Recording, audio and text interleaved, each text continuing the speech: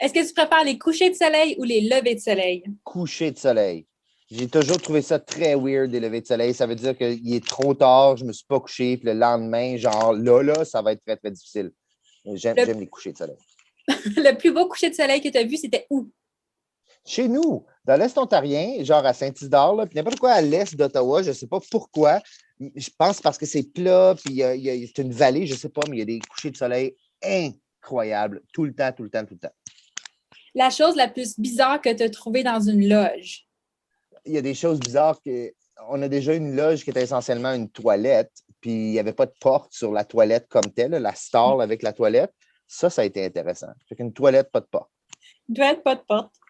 Ton livre préféré? Je vais dire probablement Le Vampire Lestat de Anne Rice. Ça fait vraiment longtemps que je l'ai lu, par exemple.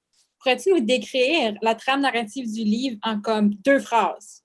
C'est l'histoire d'un vampire qui ne veut plus être seul. Intéressant. Ensuite, ton film préféré? Pulp Fiction. Pourquoi?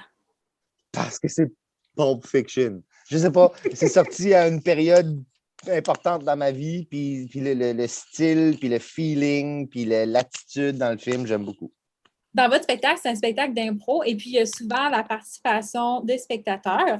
C'est quoi la suggestion ou la proposition la plus drôle que tu as entendue qui est sortie de la bouche d'un spectateur?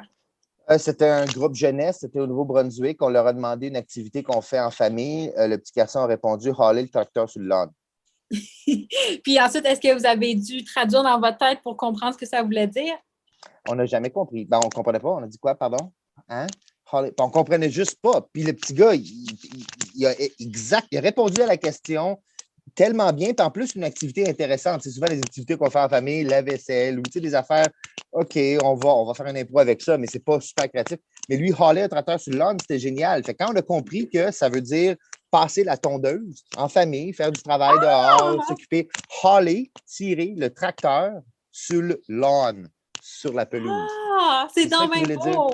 Fait que c'était comme, ben oui, c'est la meilleure idée, ça fait une impro de l'enfer. Mais l'intro à l'impro était vraiment le fun parce qu'on a pu essentiellement montrer à quel point on était ignorant, à quel point nous, on ne comprenait pas ce que lui disait. Tout le monde était comme, ben oui, dude, haler un tracteur sur le lawn, on est comme, attends une minute, là. Puis là, quand on a compris, on a dit, ben oui, bravo, bravo.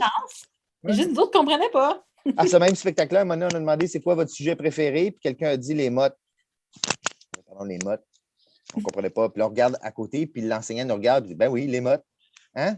Les mathématiques. Ah, oui, les maths. Oui, parfait. Fait qu'on a fait une impro sur les maths. C'était fantastique. Nous, on adore, honnêtement, là, on adore ça, puis on trouve ça drôle et toujours intéressant à quel point nous, on ne comprend pas les gens, mais les gens, eux autres, se comprennent parfaitement. Oui. C'est nous autres les cons là-dedans, puis on s'amuse. On a toujours aimé le rôle de con quand on va faire des spectacles. On aime ça, ça nous fait plaisir.